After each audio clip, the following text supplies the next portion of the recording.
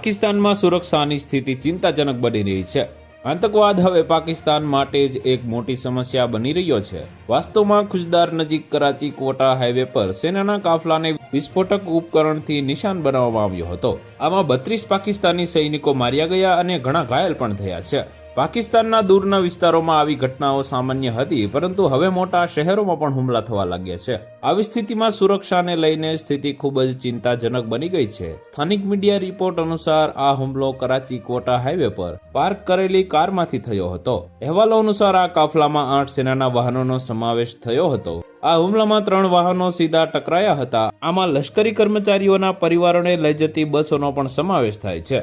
હુમલા બાદ પાકિસ્તાનના ગુપ્તચર અને લશ્કરી અધિકારીઓ આ બાબતને છુપાવવાનો પ્રયાસ કરી રહ્યા છે। તો વધુ માહિતી મેળવવા માટે ચેનલ સાથે જોડાયેલા રહો। વિડીયો પસંદ આવે તો લાઈક કરી દેજો। ચેનલમાં નવા છો તો સબસ્ક્રાઇબ કરી દેજો।